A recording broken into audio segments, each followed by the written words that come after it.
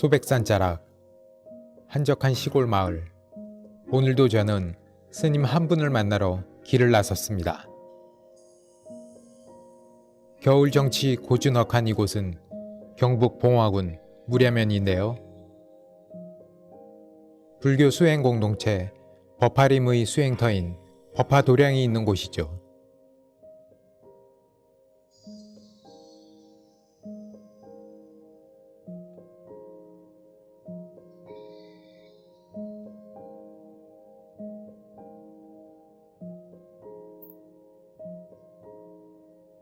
도량 마당에선 땔감 준비가 한창이었는데요. 추위도 아랑곳 없이 장작 패는 일에 온 마음을 쏟고 있는 이분. 자연과 더불어 부처님 법을 펼치고 있는 법정 스님의 제자 덕현 스님입니다.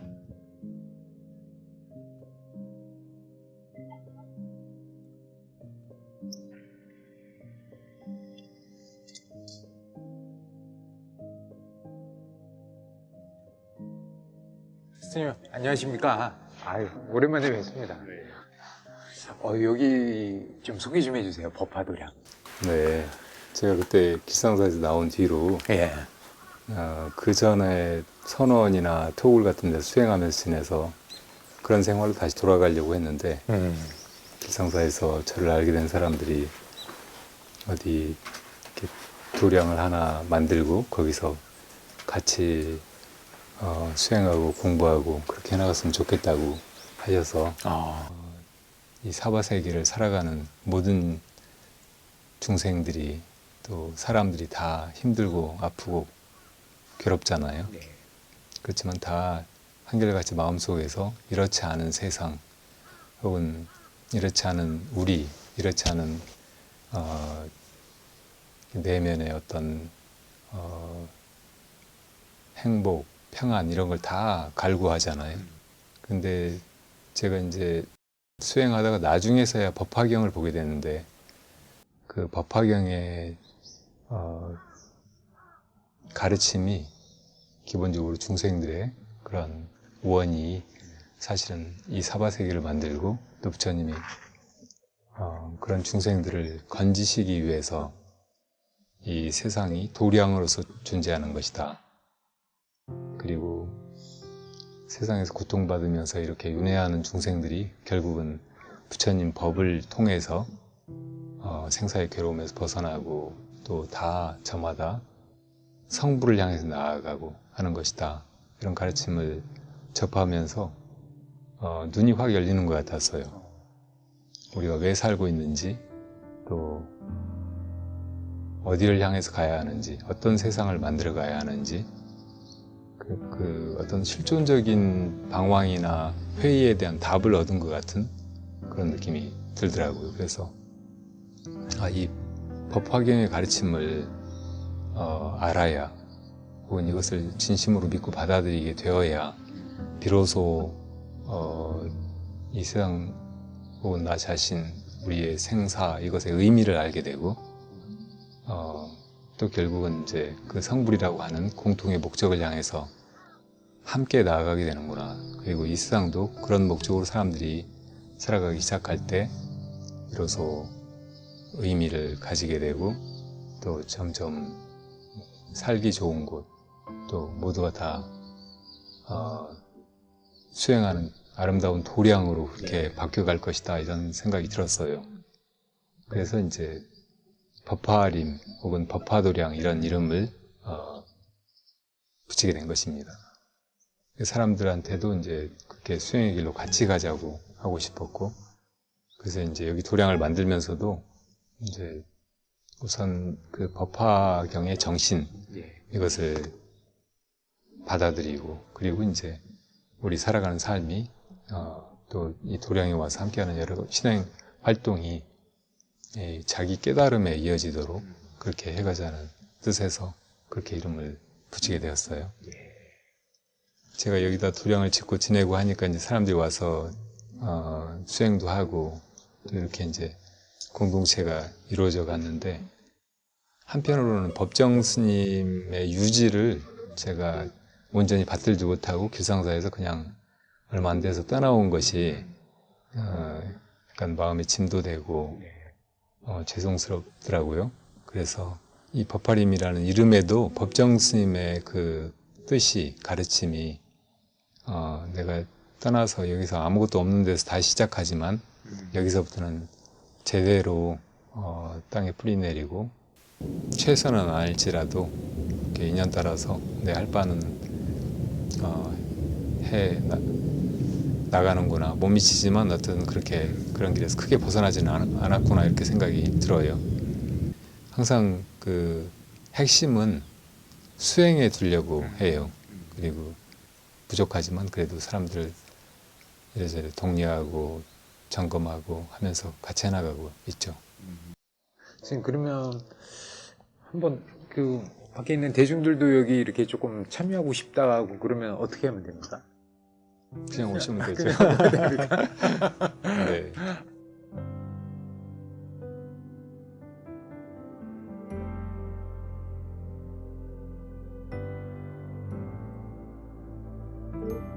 몇 해 전 길상사에서 짧은 주지소임을 마치고 다시 산으로 돌아온 덕현 스님은 불자들의 요청으로 수행 공동체 법화림을 만들었습니다. 부처님 법을 토대로 사부대중이 함께 공부하고 수행하는 모임인데요. 그 중심엔 은사 법정 스님의 날쌘 수행 정신이 늘 자리하고 있습니다.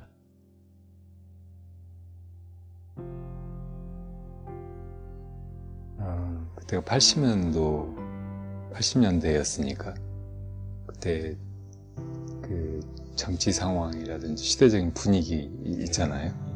그런 속에서 대부분의 이렇게 지성을 가진 사람들은 많이 아파하고 고민하고 했을 것 같아요. 저 역시 이제 그런 사람이었고 그런데 그때 당시에 운동권 학생들처럼 그렇게 그런데 참여하고 그렇게 할 용기나 혹은 그게 맞는 길이라는 확신은 없더라고요. 그런 방황 속에서 제가 보게 된 것이 불교였어요. 인간 내면에 있는 무지나 혹은 탐욕, 적개심 이런 것이 그대로 있는 한은 우리가 정말로 바라는 평화라든지 행복 혹은 안락함 이런 것은 얻을 수 없는 것이지 이런 생각이 들었어요. 그래서 이제 사회의 변혁에 관심을 가지기보다 이제 수행의 길에 파고들게 되고 이제 그때쯤에 이제 직접적인 계기가 된 거는 제가 폐기력을 앓게 되면서 사람의 몸이 이렇게 쉽게 망가지고 죽게 되는가 이런 회의가 왔어요.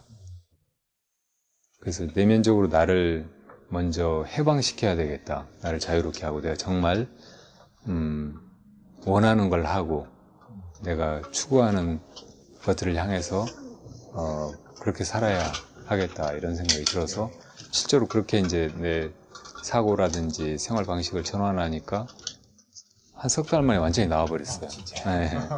그때야 대학 다니시고. 네네네. 그래서 이제 그런 확신이 이제 바탕이 돼가지고 수행이라고 하는 거를 이 시대의 어떤 구원의 길 혹은 나를 포함해서 이 시대를 앓고 있는 모든 사람들의 고통을 해결하는 길로서 모색을 하게 된 거죠. 2학년 때쯤인가 그때 이제 이 법정 스님께서 강연을 학교에 오셨어요. 근데 그때 그 강연이 굉장히 인상적이고 스님께서 주로 이제 달마 스님 이야기랑 선사들의 이야기를 하면서 이 선이 우리 마음을 즉각적으로 편안케 하는 것, 그 길을 제시하는 것이 아니고 개안을 통해서 바로 언제나 편안한 자기 마음을 깨닫게 하는 것이라는 예. 것을 일러주시는데 이렇게 길을 찾은 것 같았어요. 그래서 이제 선을 해야 되겠다. 예. 그런 길로 가야 되겠다. 이렇게 생각하고 있던 터여서 이렇게 혼자 해보려고 하다가 이게 이제 막막하고 힘드니까 법정 스님을 찾아가서 수행을 배워서 해야 되겠다고 생각하고 어느 날은 이제 정말로 집에다 편지를 써놓고 나왔어요. 출가하겠다고. 예. 그래서 이제 송광서로 가기 위해서는 용산역에서 밤 열차를 타고 호남선으로 가면 되겠더라고요. 그래서 이제 표를 끊어놓고 시간이 많이 남아서 그 역 앞에 여기저기를 돌아다니다가 헌책방에 하나 있어서 들어갔어요. 예. 그래서 이렇게 그 많은 책이 사면에 빽빽하게 꽂혀 있는데 이렇게 보는데 어떤 책 제목이 딱 눈에 들어왔어요. 그 제목이 진리의 태양이더라고요. 예. 그래서 이제 사다리를 놓고 일부러 올라가서 그 책을 꺼내서 보니까 거기서 또 이렇게 펼쳐서 몇 페이지 안 넘겨서 그냥 금방 라마나 마하리시라고 하는 인도의 그 성자가 있어요. 그분이 제자들에게 거의 대부분 침묵으로 사람들을 교화하기도 하고 깨달음에 이르는 제일 빠르고 정확한 길로 이 나가 무엇인가 자기를 탐구하도록 그렇게 가르쳤다는 그런 내용이 거기 들어있는 거예요. 그래서 이거면 되지, 바로 이거로구나. 제가 그 전에 이제 여러 가지 시도해봤던 명상이나 혼자 그냥 냅다 하던 그런 수행이라고 하는 것, 이런 것이 결국은 이 자아의 문제가 규명되지 않으면 안 되겠다. 여러 가지 체험을 한다든지 한때 어떤 고향감을 느낀다든지 뭐 신비한 현상을 경험한다든지 막 이런 걸로는 되는 게 아니고 이 자아가 부서지든지 아니면 이 본질이 뭔지 완전히 규명이 되어야 이 탐색이 끝나겠다 이렇게 생각하고 있었기 때문에 이거면 됐다 하고 집으로 돌아갔어요. 그냥 써놨던 편지는 찢어버리고 그냥 지냈던 거죠. 그래서 이제 졸업까지 했어요. 그런데 이제 출가를 해야겠구나 하고 결심을 했던 건 군대에서였어요. 자기 청춘을 이렇게 와서 저당 잡히고 이렇게 무의미하게 보내는 것이 굉장히 힘들게 느껴졌어요. 그래서 저는 군 생활을 하면서 결국은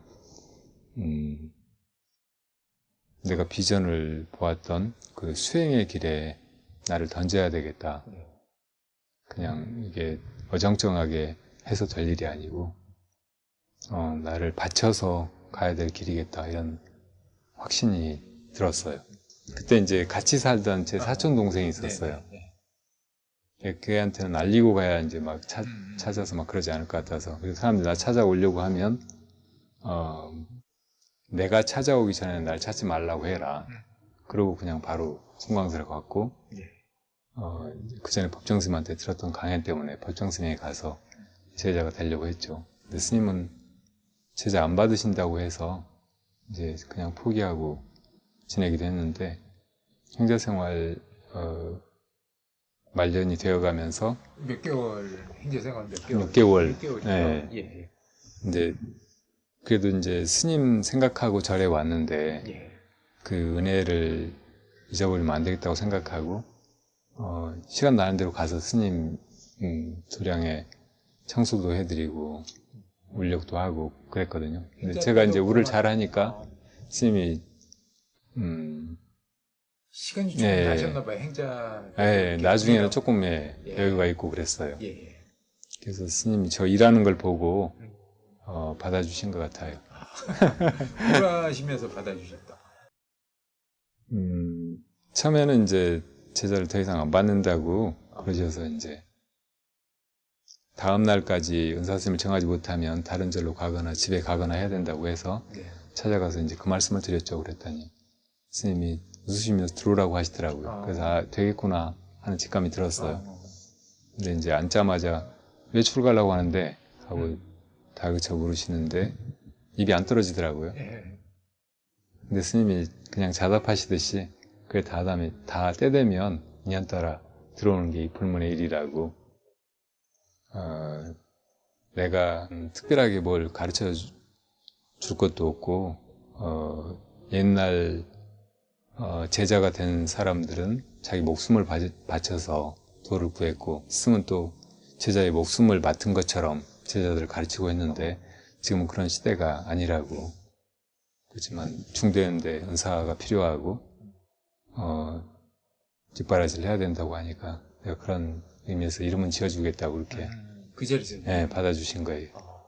이렇게 지금까지 한 30년을 출가 생활을 해왔는데 그렇게 시간이 길지 않고 별 말씀이 없으시고 그래도 당신 살아가는 모습이나 일상의 짧은 몇 마디 말씀으로도 굉장히 많은 이렇게 감화를 입었죠. 출가는 머리 깎고 승복 입는 것이 아니고 심출가하는 일이에요. 심출가란 발심출가하고도 같은 말이라고 할 수 있는데 마음속에서 정말로 이 세속의 온갖 괴로움 이걸 벗어나야 하겠다는 그런 의지가 일어나고 또 이 괴로움의 뿌리가 내 안에 무명 또 번뇌 잘못된 집착에서 기인한다는 것을 알고 그런 거를 끊고 박차고 나오는 일이 출가라고 하시잖아요. 그런 가르침을 정말 다시 새겨야 되겠구나 이런 생각을 하게 되더라고요. 그러니까 완전한 출가는 결국 자아를 넘어서는 일, 무아를 깨닫는 일, 탈아하는 일이라고 그렇게 봐요.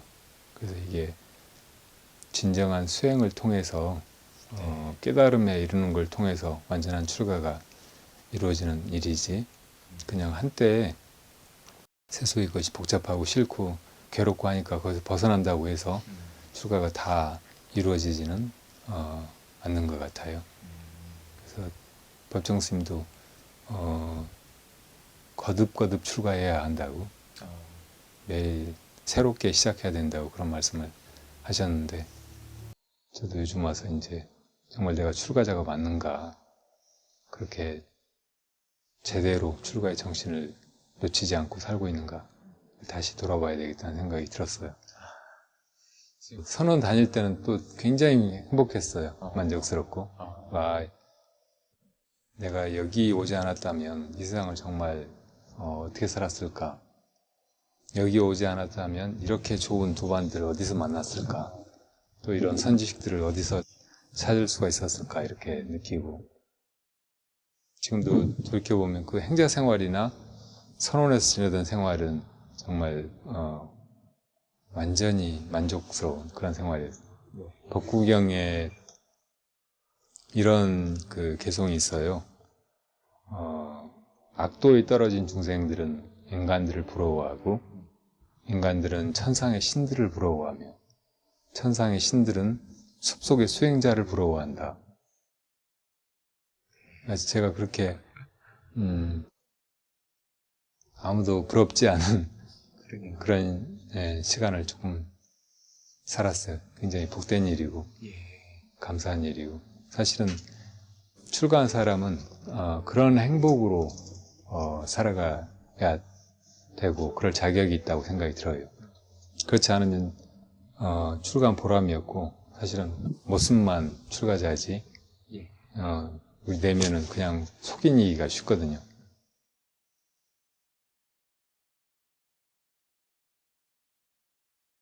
외적인 모습만 출가자에 머물지 않기 위해 쉼없이 정진해온 날들이 어느덧 30여 년. 세월이 흐를수록 덕현 스님의 눈빛이 스승을 닮아갑니다.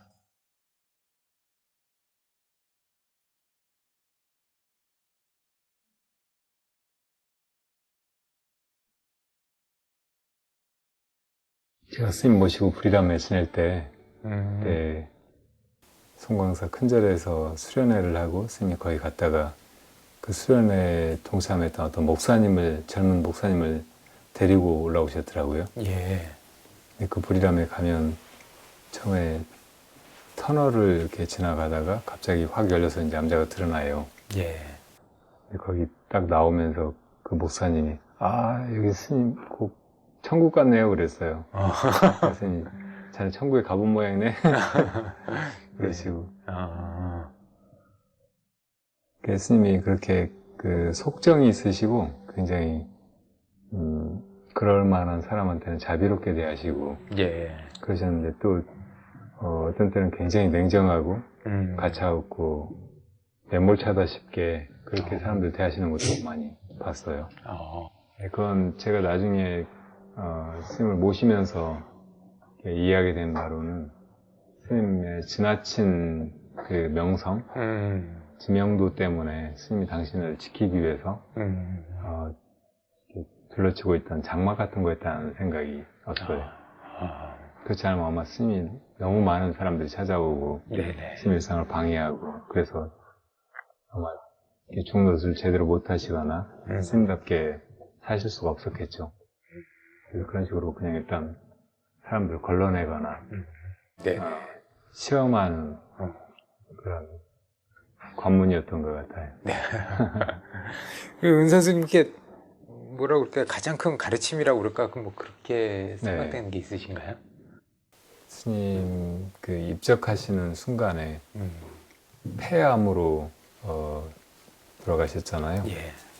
네, 그 폐암 환자들이 몇 번 고비가 있대요. 스님도 그런 경우가 있었는데 그때는 숨을 거두시는 줄 알았죠. 네. 그 순간에 저한테 너 정신없이 죽지 마 하시는 거예요. 누워 계시면서요? 네, 돌아가시면서. 네네. 그게 정말 강하게 와닿는 그런 가르침이었어요. 철저한 무소유, 아무것도 없이 사는 거 이런 건 누구에게나 불가능해요. 네. 스님이라고 해도 다 버리고 떠나왔지만 옷 입어야 되고 음식 먹어야 되고 집에 살아야 되고 기본적인 것들은 있어야 되잖아요. 네. 그런 것조차 내 것이다 이렇게 집착하지 않고 자기한테 맡겨진 동안은 유용하게 또 지혜롭게 잘 활용해서 쓰고 또 잘 건사해서 다른 사람도 쓸 수 있게 하고 집착하지 않고 나보다 더 잘 쓸 수 있는 사람이 있으면은 베풀어 주기도 하고 이런 게 이제 진정한 무소유겠죠. 스님도 그렇게 말씀하셨고. 네네. 근데 그 무소유를 액면 그대로만 해석하게 되면 자칫하면 어떤 한쪽 극단에 치우치게 되는 거예요. 그리고 텅 빈 충만은 이 공산무인 수류화계 이런 식구절이 있거든요. 예. 빈 산에 사람이 없는데 물은 흐르고 꽃은 피어난다 그런 말이잖아요. 네네. 그 빈 산에 사람이 없다 그 말은 그 보는 사람도 없고 정말 사람이 아무도 없다 그런 말이 아니에요. 자기 존재가 없다 그 말이에요.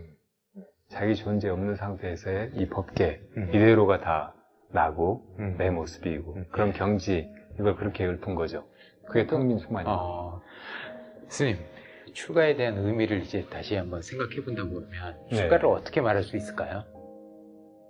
출가는 집을 떠나서 산속으로 들어가는 것이 아니고 본래 자기로 돌아가는 것이라고 다시 정리하고 싶어요.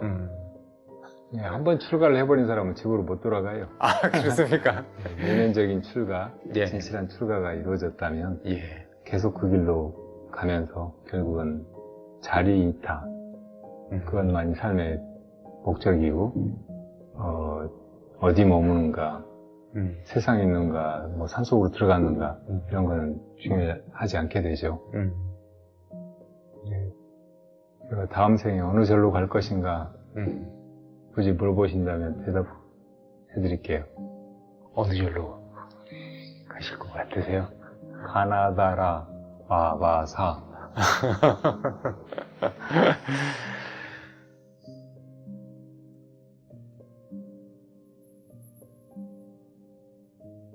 본래의 자기로 돌아가는 것이 진정한 출가라는 덕현 스님. 깊은 산중에 머물면서도 텅 빈 충만 속에서 자리 이타의 삶을 사셨던 법정 스님처럼 제자는 오늘도 매일 새로운 마음으로 출가하라는 스승의 가르침을 따라 묵묵히 자신의 길을 가고 있습니다.